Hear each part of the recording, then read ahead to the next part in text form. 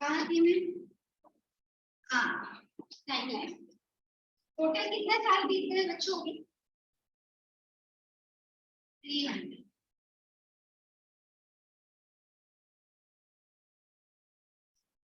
तो हम कहाँ से कहाँ तक की बात करें?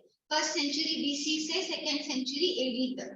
आपसे अगर कोई कहे कि फर्स्ट सेंचुरी बीसी से 21st सेंचुरी एडी तक कितना इयर्स होता है, कैलकुलेट करो, तो कर सकते हो क्या? क्यों नहीं कर सकते? करो, कोशिश करो। अब देखो आज क्या है? 21st century. तो 21st सेंचुरी मतलब यहाँ से कितने साल हो गए? 2100। ये तो हो ही गए, इतने 2100 ईयर्स यहाँ पे हो गए, प्लस यहाँ का 100 साल पकड़ना है, तो कितने हो गए? 2200 ईयर्स। यानी आज से 2200 ईयर्स पहले साउथ इंडिया में क्या चल रहा था उसकी बातें हम इस क्लास में करेंगे। ठीक है? मतलब कितने अदम जमाने की बातें होने वाली है। चलो, 3 किंगडम इस समय में क्या हो रहा था इंडिया में? यहाँ पे साउथ इंडिया में 3 बहुत इंपॉर्टेंट किंगडम्स थे, तो चेरा, चोला और पांड्या। जो चेरास है वो प्रेजेंट डे केरला में था।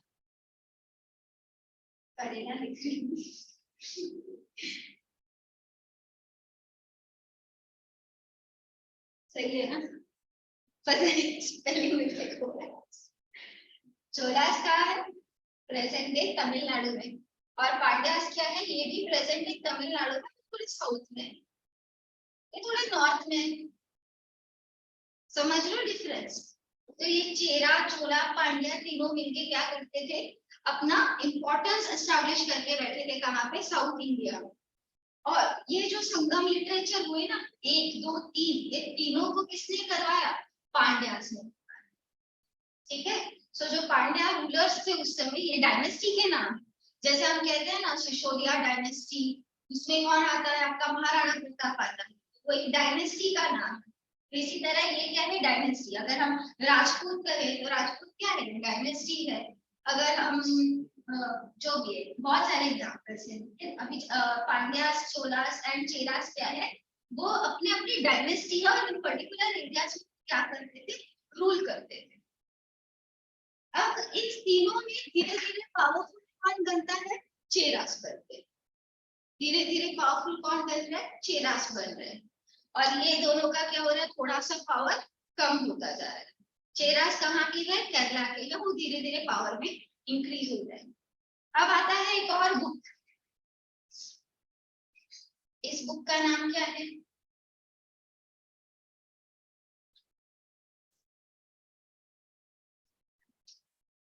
इस बुक का नाम है तिरुकुरल। तिरुकुरल। कहीं मेरा गला ना बैठ जाए आज। आप जानते हो वो कौन सा बुक था, अकबर बिरबल के जो शॉर्ट स्टोरीज के बुक्स आते थे, उसका वॉल्यूम 1, वॉल्यूम 2, वॉल्यूम 3 ऐसा निकलता था। याद है आप लोगों को, बचपन में पढ़ा हो कभी तो? या फिर अगर आप देखो अरेबियन नाइट्स के भी बुक्स आते थे जिसके वॉल्यूम 1, वॉल्यूम 2, वो छोड़ो, हैरी पॉटर के तो बहुत सारे वॉल्यूम आए हैं ना। तो ये क्या था, ये पट्टी निन किल कणप्पू नाम का एक बड़ा सा बुक था। इस बुक में से एक वॉल्यूम जो है उस बुक का नाम क्या है, तिरुक्कुरल। ठीक है, थोड़ा कॉम्प्लेक्स नेम से इसीलिए पहले ली हूँ, ताकि आपको धीरे धीरे सुनते सुनते क्या हो जाएगी, आदत हो जाएगी। ठीक है, तो रही बात स्पेलिंग की, तो एक बड़ा सा बुक क्या है, बड़े से बुक का नाम है पट्टी, पट्टी निन किल कणप्पू।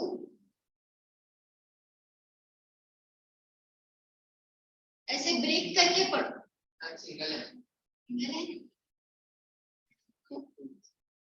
ठीक है, ये बुक एक बड़ा बुक है, यानी सीरीज है, हैरी पॉटर सीरीज की तरह, इसको याद रखो।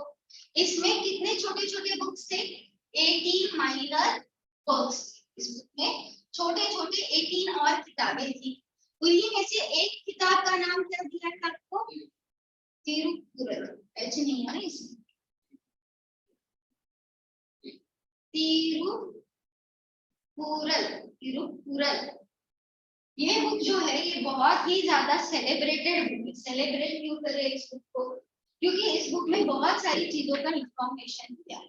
अब आप घर जाओगे तो क्या करोगे, ये बुक पढ़ना ही है, टेंशन मत लो, मैं आपको होमवर्क में ये बुक पढ़ने नहीं दूंगी। आपको क्या करना है, आपका आपके बुक का जो नोटबुक आपने बना होगा ना, कुछ तो बना होगा हिस्ट्री के लिए, उसके लास्ट पेज को खोलो, उसमें एक सेक्शन का नाम लिखो, एक सेक्शन में राइटर का नाम लिखो, ऑथर जिसने उस बुक को लिखा है। और आपको अगर कोई एक्स्ट्रा इंफॉर्मेशन के बारे में लिख के रखनी जो आपके बुक से, टेक्स्ट बुक से रेलेवेंट है, वो लिखो। और रोज क्या करोगे, एक बार उसको रिवाइज। हार्डली 5 सेकंड का काम नहीं करना। ठीक है, रिवीजन तो 5 सेकंड हो जाता है, लिस्ट बनाने में हो सकता है 1 घंटे का काम लगे, लेकिन ये इतना करके रखोगे ना तो आपका ये पूरा चैप्टर स्मूथ सेलिंग जाएगा। ठीक है, आगे और भी छोटे मोटे ट्रिक्स है जो मैं आपको बताऊंगी इस चैप्टर को इजी करने के लिए। तो पट्टी नेम किल कणप्पू नाम के बड़े का एक छोटा हिस्सा है तिरुक्कुरल। ये तिरुक्कुरल बुक और साथ ही साथ ये पट्टी नेम किल कणप्पू दोनों ही लिखे हैं तिरुवल्लुवार। ऑथर का नाम क्या है इसको लिखने वाला, तिरुवल्लुवार,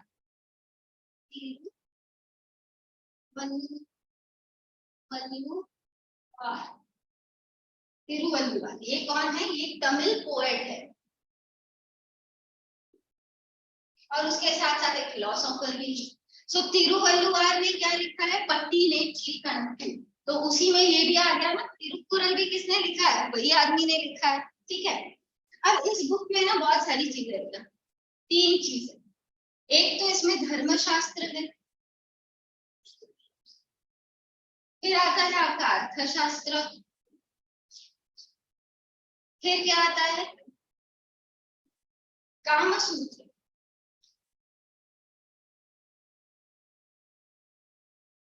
देखो, जब मैं धर्मशास्त्र कहती हूँ तो उसका क्या मतलब है, it is something dealing with righteousness, क्या सही है क्या गलत है, धर्म की बातें, क्या करना चाहिए क्या नहीं करना चाहिए, किसी को चीट करना गलत है, किसी के साथ अच्छा बिहेवियर करना सही है, वो किस में आएगा, धर्मशास्त्र में आएगा।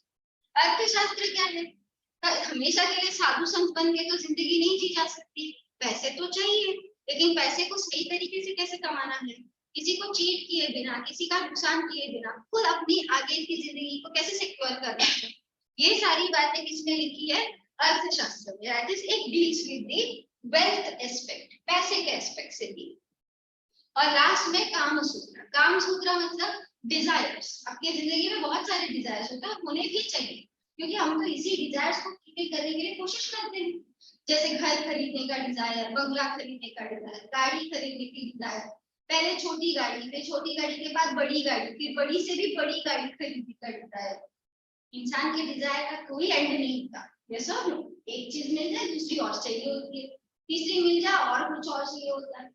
तो गलत तो नहीं है, डिजायर्स तो होने चाहिए, लेकिन कौन से डिजायर्स सही है, और कौन सा डिजायर गलत है और उन डिजायर पर कहाँ और किस तरह से रोक लगाना, ये सारी बातें इस कामा सूत्र वाले सेक्शन में पढ़ने को मिलती है। ठीक है, तो इन बुक को यहाँ पे तो अलग अलग नाम दे दिए हैं, इसके कुछ और भी नाम है। इसके नाम क्या है? अरम। राइचियसनेस को क्या बोला गया है? दूसरा वर्ड अरम। फिर वेल्थ को दूसरा वर्ड क्या है? पोर्टल। और डिजायर के दो नाम है, इम्बम एंड कामम।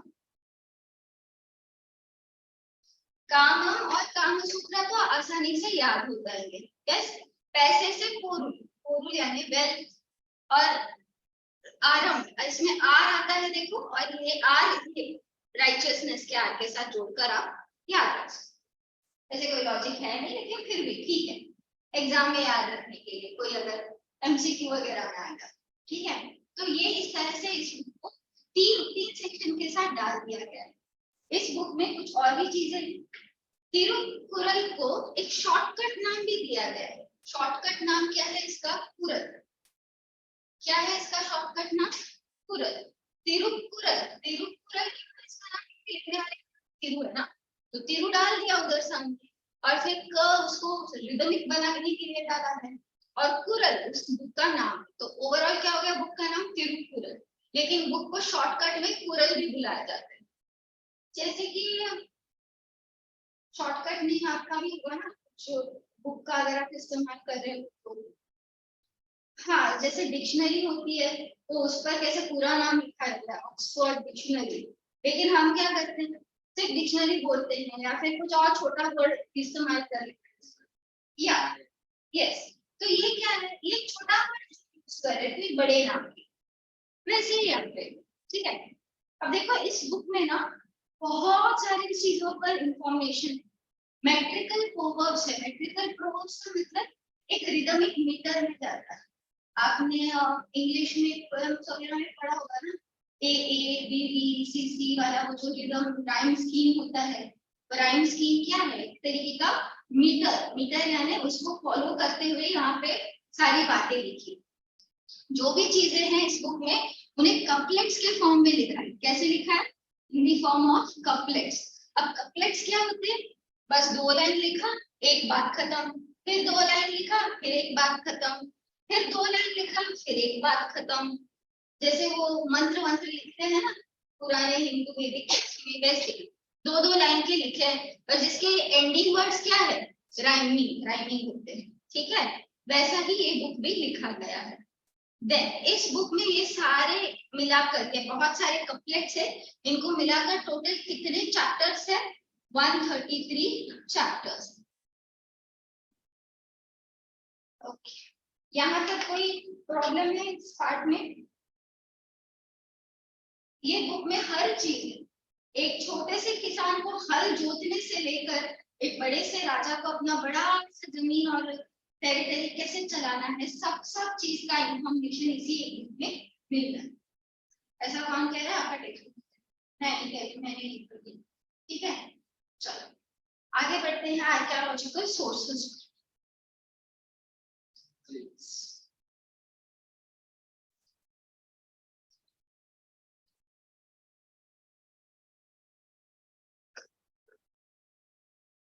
स्टूडेंट है क्या?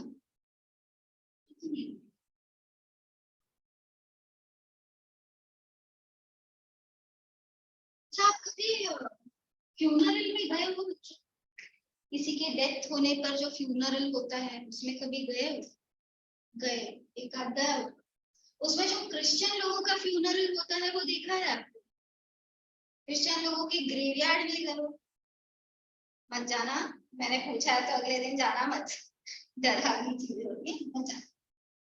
लेकिन ये तो देखा होगा ना, एक ऐसा, और फिर उसके सामने ये कॉफिन होता है जिसमें डेड बॉडी भरी होती है, और यहाँ पे वो जो मरने वाले का नाम, फिर डेट, फिर ईयर, जो भी है वो लिखा रहता है। यस सर, तो ये क्या है? एक तरीके से वो यहाँ पे जो एक जगह है इसमें ये आदमी बरीड है, उसका ये नाम है, ये सभी कुछ उस पर लिखा, इंफॉर्मेशन लिखा हुआ होता है। इसी चीज को हम क्या करेंगे? मेमोरियल स्टोन, क्या कहेंगे इसको? क्योंकि हम इसी को देखकर तो पता करते हैं ना कि कौन मरा। यस और नो, इसी को देख के पता चलता है। अब मैं इस बात को यहाँ पे क्यों ला रही हूँ, उसके लिए पीछे रीजन है। उसके पीछे रीजन क्या है कि इंडिया में अलग अलग टाइप के एजेस थे। पैलेलिथिक, नियोलिथिक, मेसोलिथिक, मेगालिथिक, ये सारे नाम आपने सुने होंगे छोटे थे तभी। उसी में से जो मेगालिथिक था ना, वो लगभग लास्ट लास्ट में आया। मेगालिथिक इंपॉर्टेंट क्यों था? क्योंकि यहाँ पे जो लोग थे वो बड़े बड़े पत्थरों के साथ काम करते थे। मेगा मेगा वर्ड का ही मतलब क्या है? बिग। यस और नो। और लिथिक वर्ड का मतलब क्या होता है? स्टोन। तो मेगालिथिक मतलब बड़े बड़े पत्थरों का इस्तेमाल करके कुछ ना कुछ बनाने वाले लोग थे ये मेगालिथिक लोग।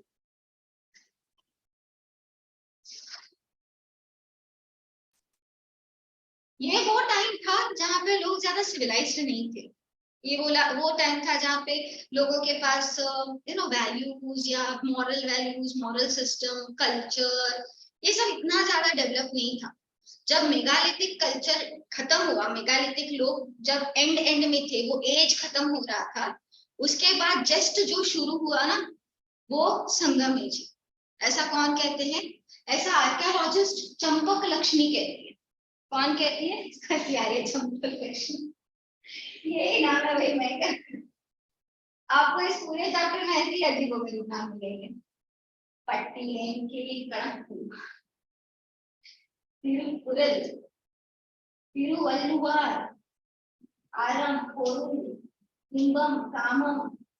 फिर अब कौन आ गई आपकी जिंदगी में? चंपक लक्ष्मी।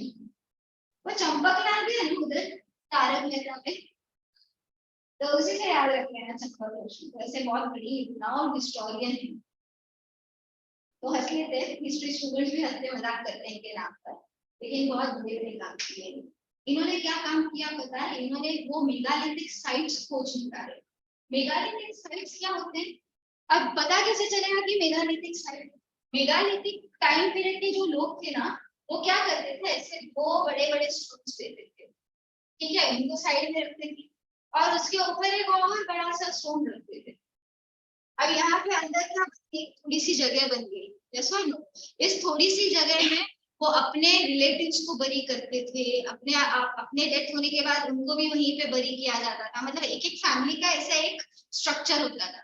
उस फैमिली में से किसी की भी डेथ हो गई तो वो उसको इसके अंदर लाके बरी कर। आर यू गेटिंग मी?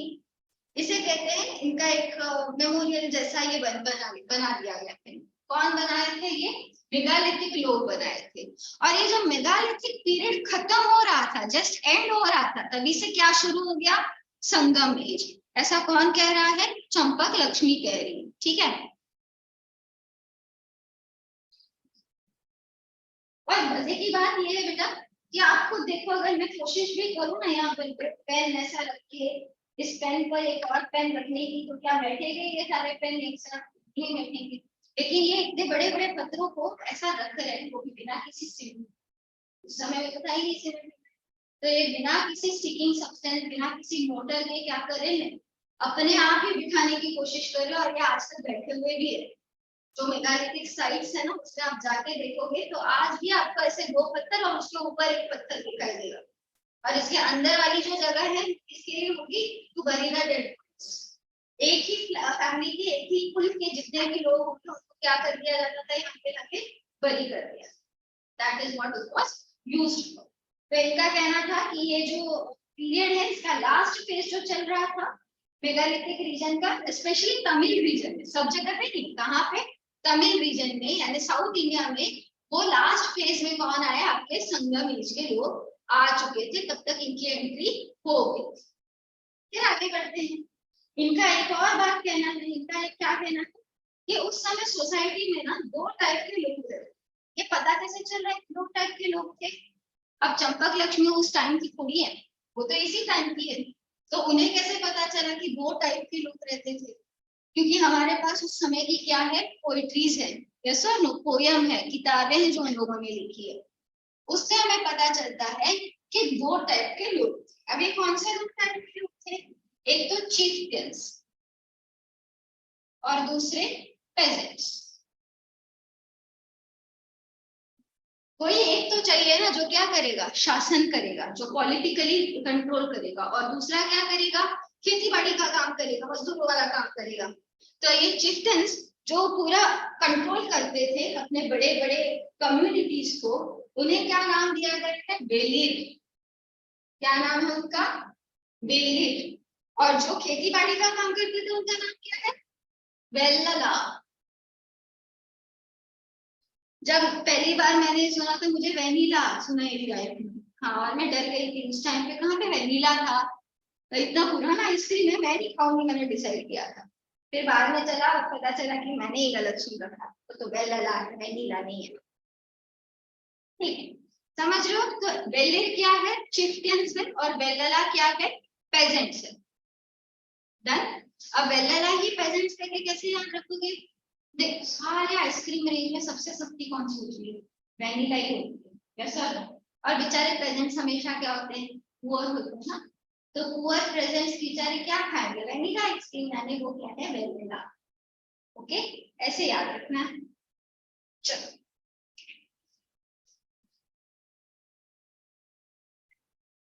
और क्या कहती हैं ये चंपक लक्ष्मी, दिखते हैं।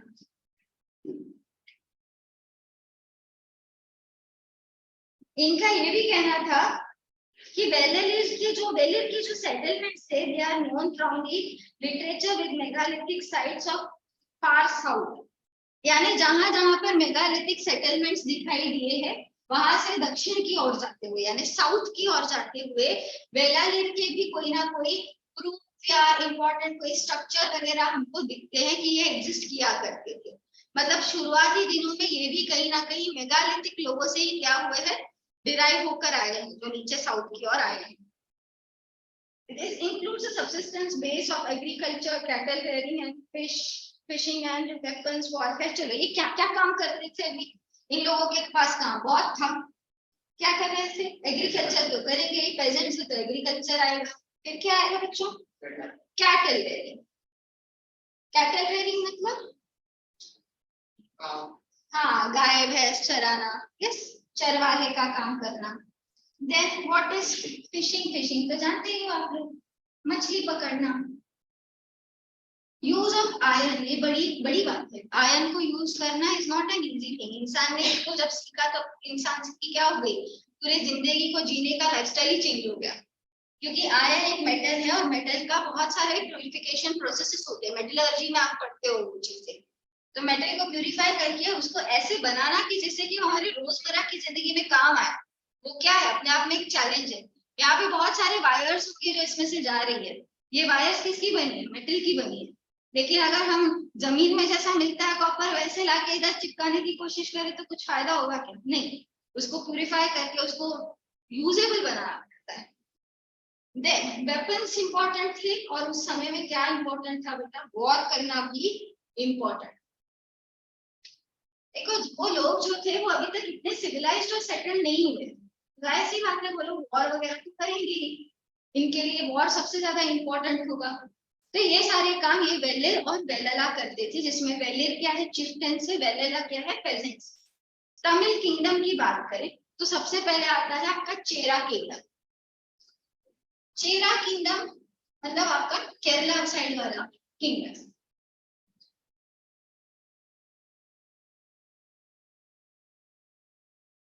चेरा किंगडम के जो लोग थे वो अपने आप को बहुत अलग अलग नाम से पहचानते थे, जैसे वाणवाड़, बिल्लावाड़, मलैयर। अब देखो, ऐसे ऊपर ऊपर से पढ़ोगे ना, कुछ याद नहीं रहेगा इस चैप्टर में, सच बता रही हूँ। मुझे भी याद नहीं रहेगा, मुझे पढ़ाने के लिए आने से पहले एक बार पन्ने पलटने पड़ते, क्या है कौन किधर था, यस और नो।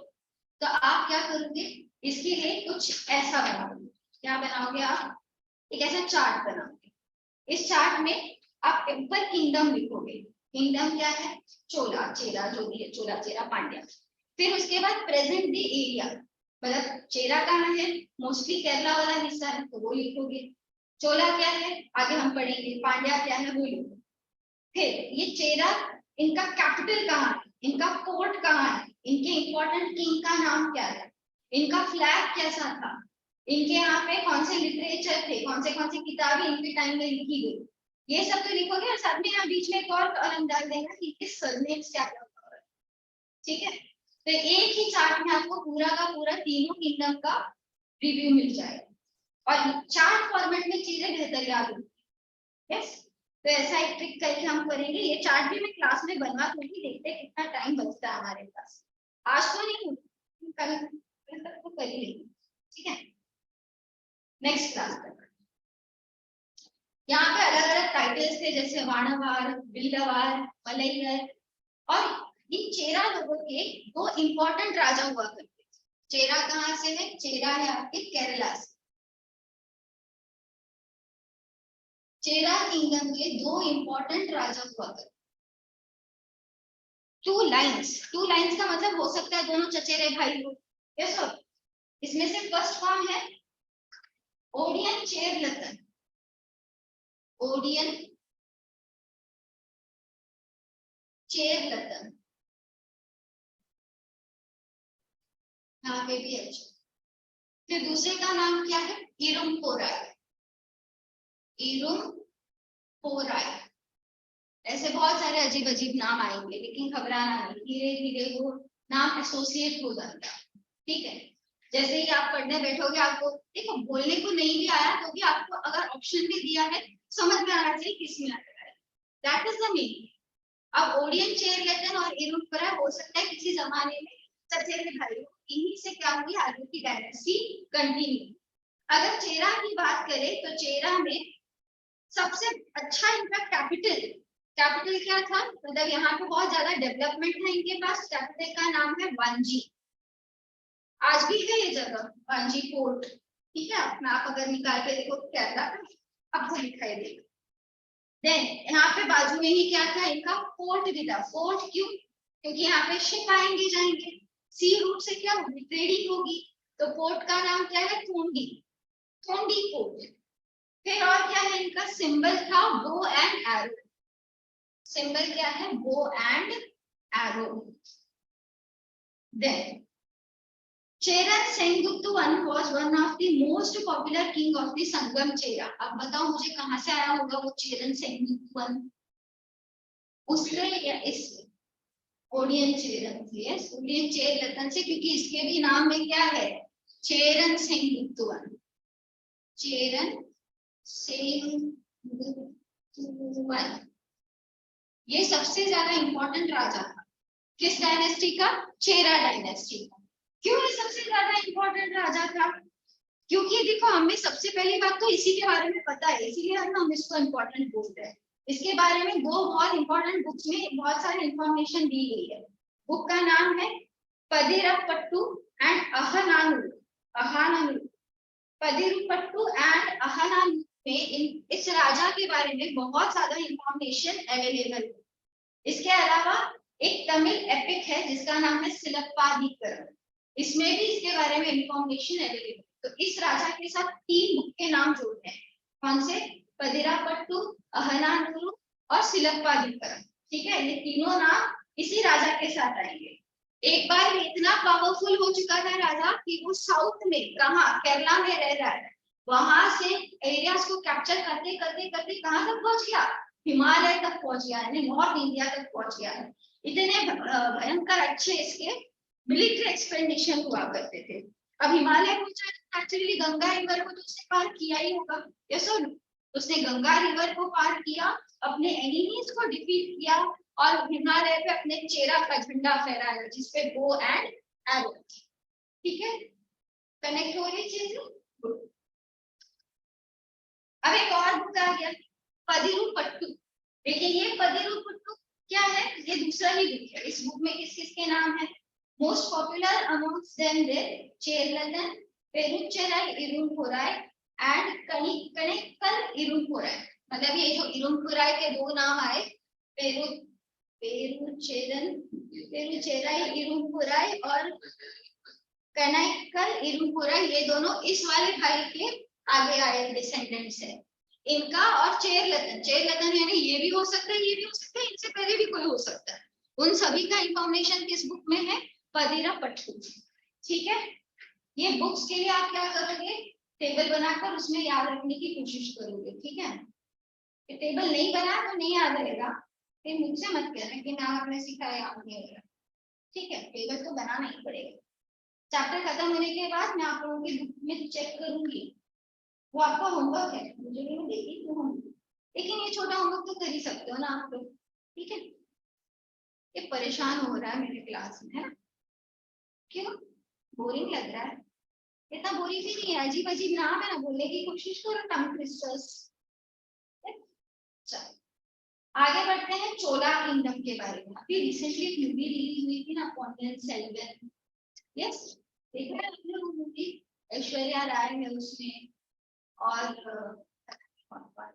त्रिशा त्रिशा एक्ट्रेस है साउथ इंडिया की। वो सब नहीं मालूम?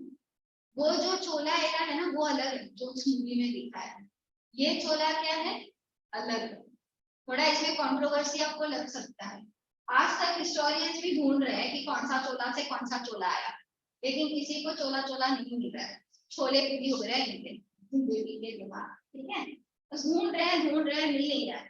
देखिए अभी के लिए हम क्या समझेंगे, ये जो चोला है वो अलग, और वो जो मूवी बनी थी ना वो चोला अलग। आगे वो मूवी वाली चोला वाली एक चैप्टर है आपके बुक में, वो हम अलग से पढ़ेंगे, ठीक है? तो ये चोला क्षेत्र कहाँ है? ये तमिलनाडु में है, नॉर्थ ऑफ तमिलनाडु में। चेरा को बाय बाय करते हैं, चोला को लेके आते हैं।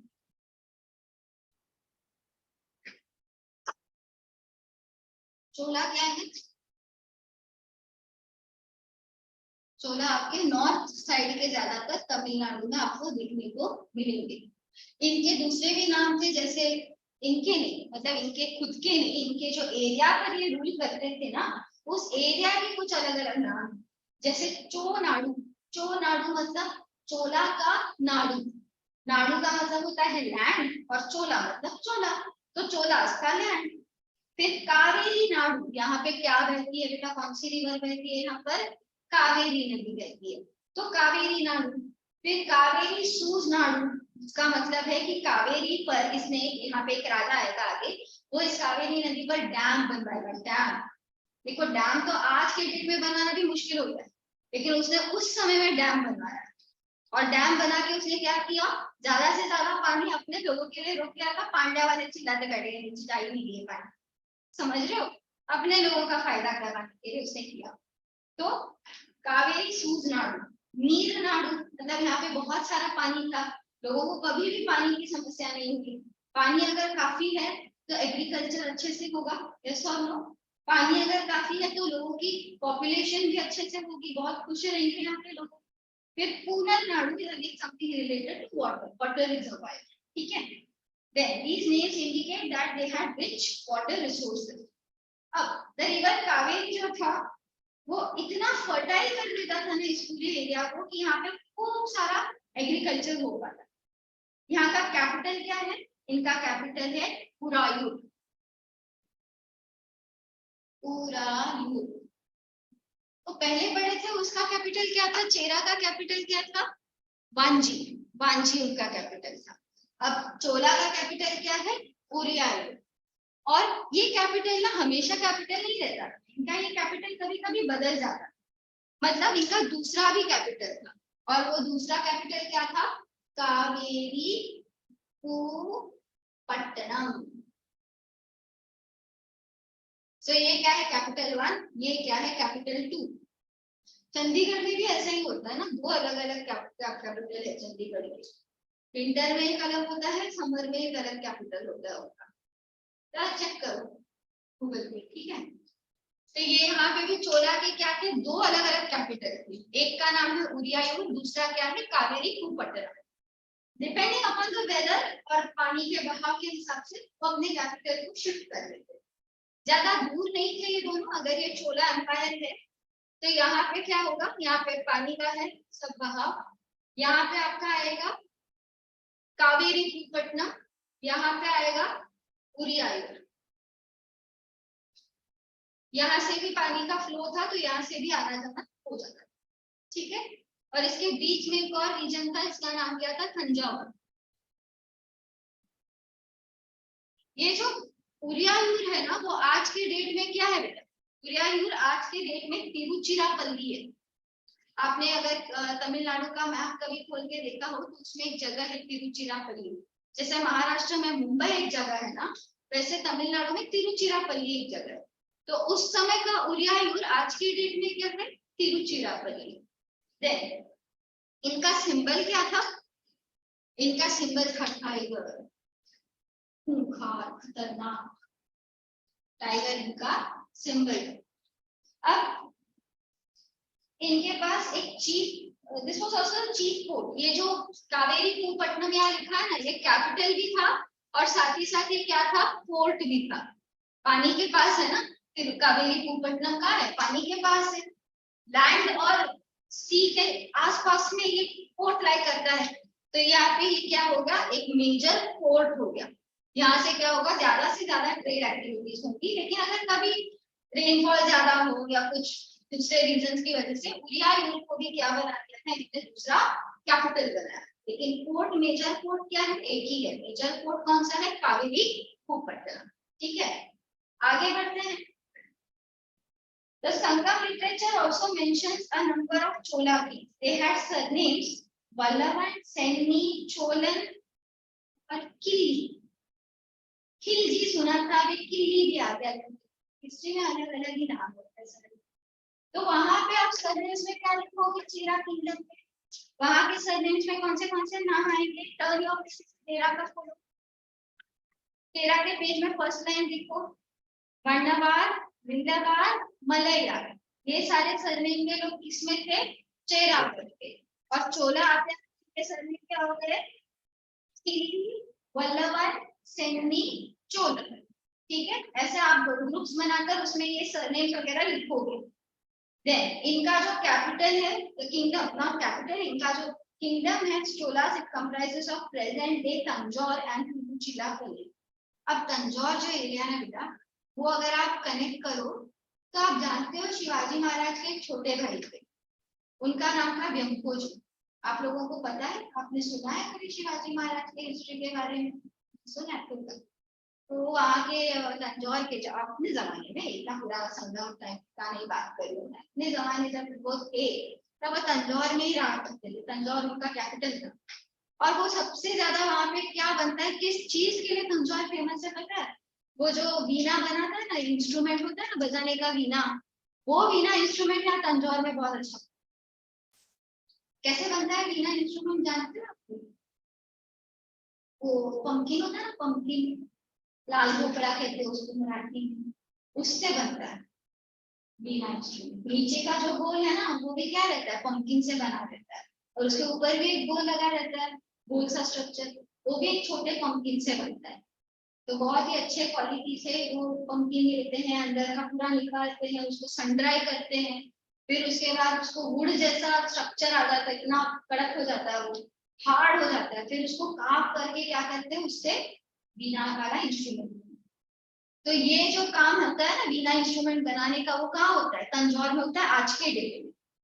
उस समय में भी शायद होता होगा, लेकिन कोई ऐसा एविडेंस तो है नहीं हमारे पास कि मैं कह सकूं कि उस समय में भी होता था। लेकिन आज के डेट में अगर आप किसी के भी पास में वो इंस्ट्रूमेंट देखो, पूछना कहाँ से लेके आया, तो मेजोरिटी लोग कहेंगे कि तंजौर से आया था, हमने मुंबई में खरीदा, ऐसा कुछ रीजन बताएंगे वो।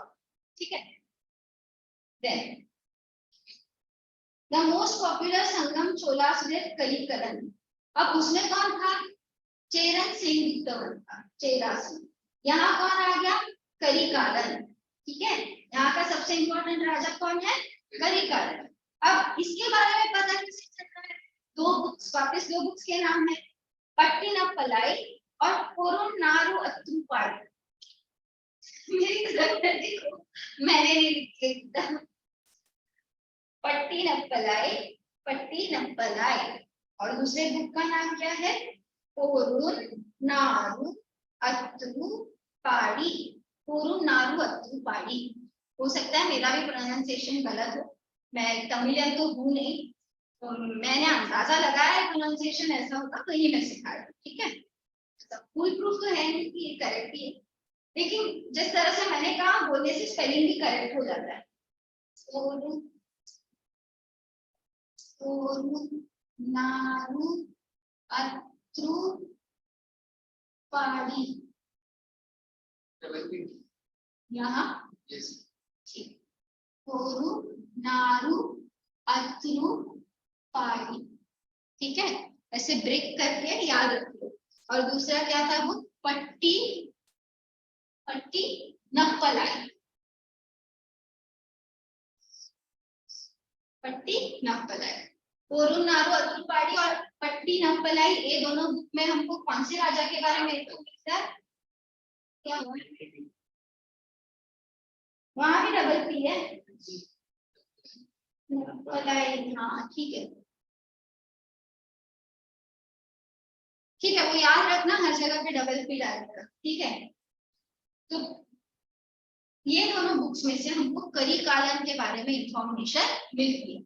हमको किस बुक से चेरन सेंकुवत्तन के बारे में इंफॉर्मेशन मिल रही थी? पेज टर्न करके देखो।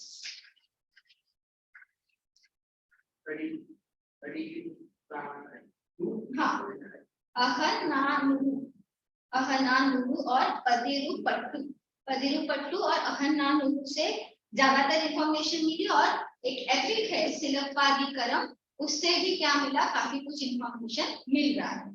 सिलप्पादिकरम की कहानी, मैं वो कहानी भी आप लोगों को सुना देती हूँ, वरना आपको ये पूरा लेक्चर इतना बोरिंग लगेगा।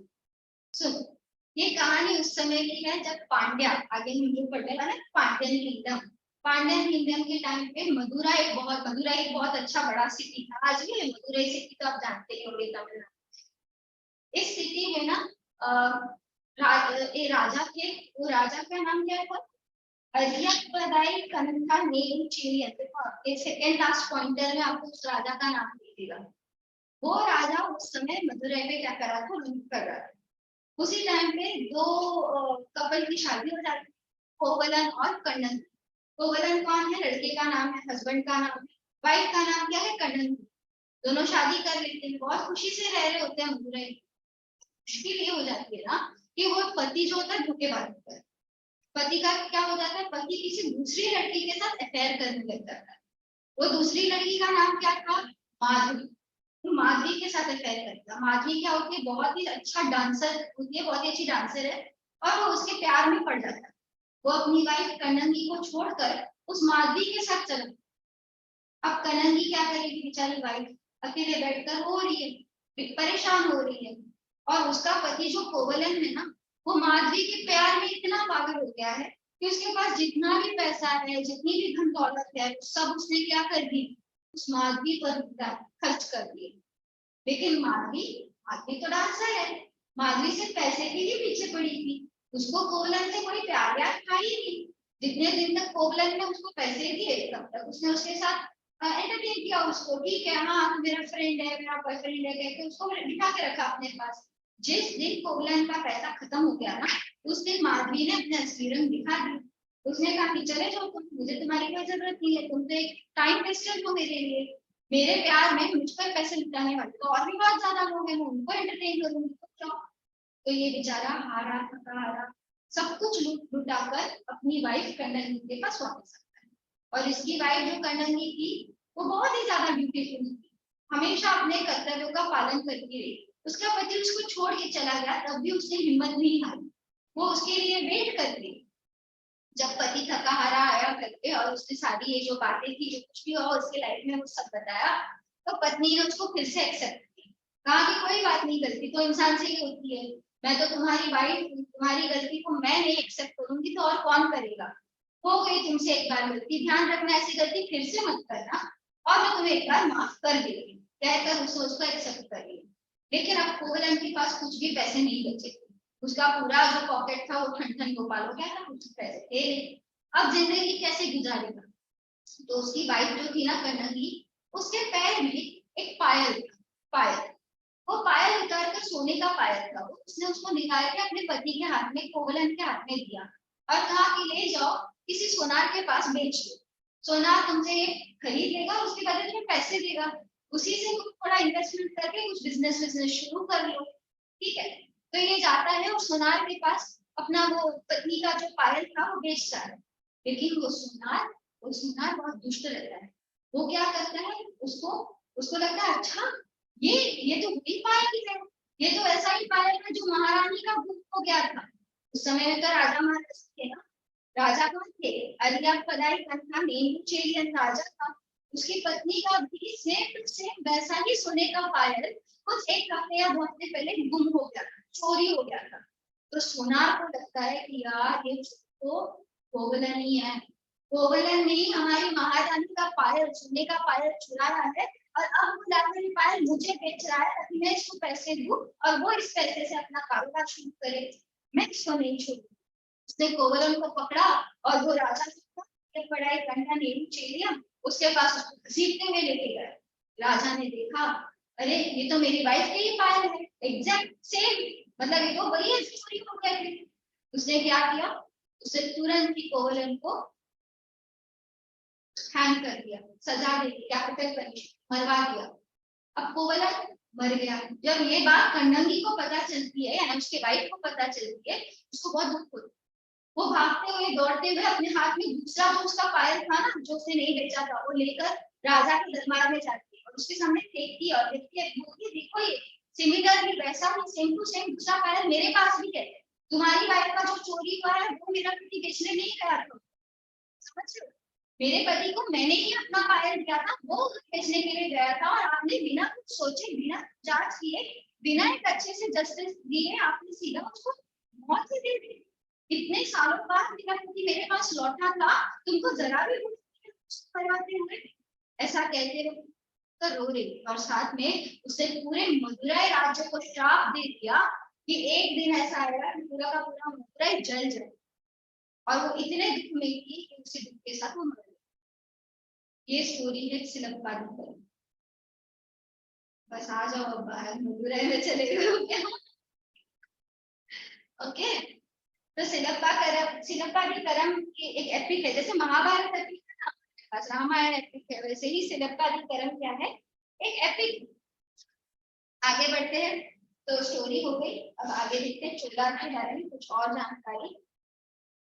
चोला का ये जो करिकालन था, उसने बहुत ही कम उम्र में अपनी बहुत ही अच्छे से डिस्प्यूट सेटल करने की एबिलिटी शोकेस करी। देखो, हर किसी के पास प्रॉब्लम सॉल्विंग स्किल्स नहीं होते, कुछ ही लोग होते जो बहुत ही टैक्टफुली कम पैसे में, कम झगड़े में प्रॉब्लम को सॉल्व कर दे। करिकालन एक ऐसा राजा था जिसने बहुत ही कम उम्र में ये बता दिया था कि वो बहुत अच्छे से प्रॉब्लम सॉल्व कर सकता है।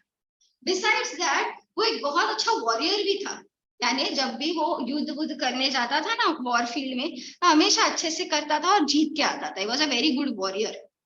उन्होंने तो चेरा और पांड्या के किंग्स को वेन्नी में हरा दिया। वेन्नी क्या है? वेन्नी एक जगह का नाम है। वेन्नी में किसके साथ बैटल हुआ था इसका? चेरा और पांड्या के साथ बैटल हुआ था। किसका? करिकालन। करिकालन कौन है? चोला एम्पायर से है, यस और नो? तो करिकालन ने दोनों को, चेरा को, पांड्या को किधर हराया था? वेन्नी। लेकिन हराने का ये मतलब नहीं है कि उसकी टेरिटरी को भी कब्जा करके उनको मार डालेगा, ऐसा नहीं होता था उस समय। अगर कोई वॉर में हार भी गया तो उसको जो इंसल्ट है वही काफी माना जाता था, उसका किंगडम वगैरह नहीं छीनते। एक दूसरे बैटल में तो 9 राजकुमार मिलकर, कितने? 9 राजकुमार मिलकर करिकालन के खिलाफ षड्यंत्र बना रहे, कॉन्स्पायरेसी रच रहे थे। वो 9 के 9 राजाओं के साथ अकेले कौन लड़ गया? करिकालन। इतना ज्यादा पावरफुल और एक अच्छा वॉरियर था। उसके डेवलपमेंट एक्टिविटीज इतने अच्छे थे कि उसके टाइम पर चोला एम्पायर में बहुत अच्छे से ट्रेड फ्लरिश कर रहा था। उसने तो एक डैम भी बनवाया कावेरी नदी पर। मैंने पहले भी बताया था कावेरी सूजनाडु नाम है, क्यों? क्योंकि कावेरी नदी पर एक डैम बताया है। डैम का नाम क्या है? कल्लनई। कल्लनई ये डैम है। ये डैम किधर बनवाया बेटा? कावेरी नदी पर बनवाया, कावेरी रिवर पर बनवाया। अगर आप थोड़ा सा इस वर्ड को ब्रेक करके देखोगे ना, तो ये जो कल्ला वर्ड है, कल्ला, इसको स्टोन कहते हैं तमिल लैंग्वेज। क्या कहते हैं? स्टोन। और नाई मतलब स्टोन से बना हुआ कोई एक कंस्ट्रक्शन। तो मतलब ये डैम कैसा है? पूरा पत्थर से बनाया ऊपर से, ठीक है? तो ये डैम बनवाया। फिर और क्या किया इसने? इसका जो पोर्ट सिटी था ना, कावेरी पूपट्टनम, उसका पोर्ट भी था और सेकेंड कैपिटल भी था ये। तो कावेरी पूपट्टनम एक बहुत ही इंपॉर्टेंट सिटी थी इसके लिए। उसने उसको पूरा का पूरा क्या कर दिया? फोर्टिफाई कर दिया। What do you understand by fortification? यहाँ मान लो ये सिटी है कावेरीपट्टनम की, इसने पूरा इसके इर्द गिर्द क्या बना दिया बेटा, वॉल्स बना दी, ऐसे बड़े बड़े वॉल्स, ताकि कोई दुश्मन इसके कावेरीपट्टनम के अंदर आने की कोशिश भी ना कर सके, आ ही ना। Merchants from foreign countries visited Kuhar, ठीक है। ये जो कावेरीपट्टनम है इसका दूसरा नाम भी है, दूसरा नाम क्या है, कुहार। तो कुहार में बहुत सारे मर्चेंट्स आते थे, ट्रेड करते थे, क्योंकि ये एनकरेज करता था ना ट्रेड करने के लिए, तो आते थे ट्रेड करते थे। और बहुत सारे पोएट जो जो कविताएं लिखते थे ना, इनको भी ये क्या देता था, पैट्रनेज देता। पैट्रनेज का मतलब उन्हें पैसे देता था कि भाई लिखो लिखो मेरे बारे में अच्छा अच्छा लिखो। यस, क्योंकि पोएट्स अगर अच्छा लिखेंगे तभी जाके तो आज हम लोग को सारे कविताएं पढ़ रहे हैं ना, और आज हमको पता चलता है कि करिकालर नाम का कोई था जिसने ऐसे ऐसे काम किए हैं। ओके, सो ये patronage. Any doubt in chhola kingdom, समझ में आया? छोला छोला चेरा क्लियर है? चलो आगे बढ़ते हैं पांड्या के। तो सिलप्पाधिकरण की जो कहानी थी किस एम्पायर के साथ थी, पांड्या किंगडम के साथ थी। ऐसा सुनी हमने कब, चोला पढ़ते पढ़ते, क्योंकि हम लोग को कहानी सुनना था, ऐसा ना। लेकिन वो आएगा किसमें, पांड्या में।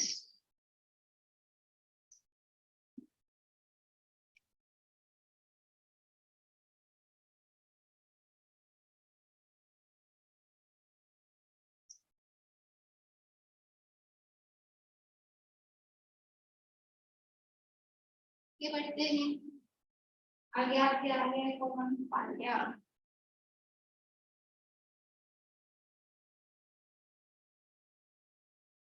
पांड्या का है somewhat southern part of Tamil Nadu. Exactly नहीं कहा जा सकता, लेकिन थोड़ा बहुत नीचे ये है, और ऊपर कौन है, चोला। आज के डेट में देखा जाए तो कहाँ कहाँ आता है ये एरिया, मदुरई, तिरुवेल्ली, रामनाथपुरम, ये तीनों एरियाज मिला के आज के उस टाइम के पांड्या रीजन को हम देख सकते हैं। ठीक, पांड्या किंग्स के नाम क्या है, मारन, बलूची, चेलियन। वो जेड और एच और आई होता है ना, उसको कैसे प्रोनाउंस करना है, ल, जैसे हम मराठी में लिखते हैं ना, ऐसा वाला ल, तो वो ल है, ये जेड और एच आता है ना तमिलियन नेम में। तो यहाँ पे कौन से वर्ड्स हैं इनके, मारन, बलूची, चेलियन। अच्छा, पांड्यन के मारन, बलूची, चेलियन हो गए। चोला के क्या थे, देखो ऊपर जाओ, चोला में क्या थे, किली, वल्लवन, चोला चोला चोला, अच्छे रहे। चोला में देखो किली, देखो यहाँ किली, किली, वल्लवन, सैनी और चोल, ठीक है। वही नाम उधर चेरा में, वाणवार, बिल्लवार और मलैयार, वाणवार, बिल्लवार, मलैयार, ठीक है। ऐसे कंपैरिजन के साथ पढ़ना है तो इजी होगा। देन आगे देखते हैं, Pandya kings were known as Maran, बलूची, चेलियन। कैपिटल क्या था इनका, मदुरई।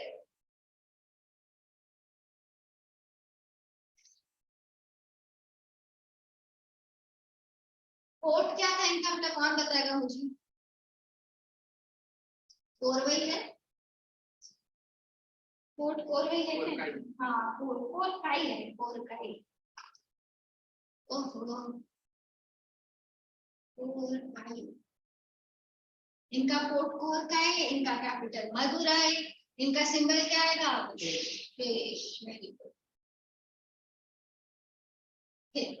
इनकी क्या है आगे की कहानियां, पांड्या किंग ने क्या किया, बहुत ज्यादा नेम एंड फेम अर्न किया। क्यों, क्योंकि मैंने पहले भी बताया था कि जो संगम एज के जो 3 संगम हुए थे, पोएट का जो सम्मेलन हुआ था, एसोसिएशन हुआ था, किस राजा के टाइम पीरियड में हुए थे, पांड्या। सब चीजों को ऑर्गेनाइज किसने करवाया था, पांड्या, क्योंकि वो ज्यादा ही इंटरेस्टेड था पोयम को और इस तरह से अपने नाम को। देखो पोयम लिखाने का ना फायदा ही होता है, अगर कोई बड़ा राजा अपना पोयम लिखा रहे हैं तो उस पोयम में जाहिर सी बात है अपना अच्छा ही लिखा है, कुछ बुरा तो लिखाएगा नहीं कि हाँ मैं इतना दुष्ट हूँ, मैं इतना क्रूएल हूँ, ऐसा तो नहीं लिखाएगा। उसमें सब अच्छा अच्छा ही लिखा, मैं इतना अच्छा हूँ, मैं इतना राजनीति हूँ, मैं इतना देव हूँ, बुरा हूँ, और वो सभी चीजें क्या होती फ्यूचर में आप और हम जैसे लोग पढ़ेंगे, जो हिस्टोरियंस होते हैं वो पढ़ेंगे, उन्हें लगता है अरे क्या राजा था, रामराज, इसी को लाना चाहिए फिर से मोदी को, बगा ये चेरो चेरो चेरो रतन को ले आओ या जो भी है उनको ले आओ, हमारी जिंदगी सुधर जाएगी, ऐसा लगने लगे, कैसा लगे। तो ऐसे ही वो पोएम्स लिखवाते थे जिससे लोगों के माइंड पर इतना पॉजिटिव इम्पैक्ट पड़े उस राजा के बारे में। सच में होता था कि इतना पॉजिटिव नहीं, कोई भी राजा इतना पॉजिटिव हो ही नहीं सकता, लेकिन अपने आप में इतना पॉजिटिव दिखाने की कोशिश कर रहा है। पांड्या राजाओं ने की बहुत कोशिश की कि बहुत ज्यादा लिटरेचर बन जाए, और जाहिर सी बात है सबसे ज्यादा इंफॉर्मेशन हमें संगम मेला में इन्हीं राजाओं के बारे में मिला, क्योंकि इन्होंने पैट्रोनेज दिया है। और ये पोएम लिखने के वो क्या देते थे, पैसे देते थे पोएट। यस, ऐसे यहाँ पे 3 पोएट आपको देखने को मिलेंगे। मधुकुदुकी पेरुलवाल्की, मधुकुदुकी पेरुलवाल्की, ये जो राजा थे, ये राजा क्या करते थे, सैक्रिफाइसेस यानी बलिदान करते हैं ना, पशु बलिदान, वो बलिदान करवाने का काम कौन सबसे ज्यादा कौन सा राजा करवाता था, मधुकुदुकी पेरुलवाल्की। फिर दूसरा राजा हम इसके बारे में अभी पढ़ ही चुके हैं, अरियापदाय कंथा नेदुचेलियन, अरियापदाय कदंथा नेदुचेलियन, ये क्या थे, ये बहुत ही फेमस पांड्या रूलर थे, और इन्होंने ही सिलप्पादिकारम एपिक में कोवलन को सजाए मौत, अभी हमने पढ़ा था इसके बारे में। फिर दूसरा थर्ड इंपॉर्टेंट किंग कौन से हैं, तलैया लंगनाथु नेदुचेलियन, तलैया लंगनाथु नेदुचेलियन, इन्होंने क्या किया, इनके बारे में क्यों लिखा गया है, क्योंकि उन्होंने क्या किया, चेरा चोला और बहुत सारे जो छोटे मोटे राजा थे इनकी कंबाइंड फोर्सेस को एक वॉर में हराया। वो वॉर कहाँ पे हुआ था, तलैया लंगनम, तलैया लंगनम जगह में जो वॉर हुआ था, वहां के चेरा राजाओं को मिलाकर किसने हराया, राजा का नाम क्या है, तलैया लंगनाथु नेदुचेलियन। तो इसको रात भर घूमते घूमते सोना है, या तो नींद नहीं आएगी या तो घूमना आ जाएगा, दोनों में से कोई एक, ठीक है। चलो नहीं इनकी पॉइंट है ना, पांड्या खत्म कर दी, ठीक है। पांड्या रूल कब तक डिसअपियर हो गया, 3rd सेंचुरी एडी आते आते पांड्या रूल भी डिसअपियर हो जाता है, चेरा भी डिसअपियर हो जाता है, चोला भी डिसअपियर, इनका बोलबाला सिर्फ 3 ही साल चलता है, कब से कब तक, 1st सेंचुरी बीसी से 2nd century AD. Clear, next class में ये चैप्टर खत्म करके तुम्हारा हड़प्पा ही ले लूंगी, ठीक है, डोंट वरी। लेकिन इस चैप्टर को रिवाइज करना, इसमें जो भी वर्ड्स हैं उनको लिख के प्रैक्टिस करो, नहीं बोलना नहीं भी आया ना चलेगा, कोई आपसे ओरल एग्जाम में नहीं पूछने वाला है चेरुवन क्या है तेरुवन क्या है, कितने को तो आना चाहिए ना, स्पेलिंग आना चाहिए, स्पेलिंग पर ज्यादा ध्यान दो, लिखने पे फोकस करो, study well in the next week, bye then.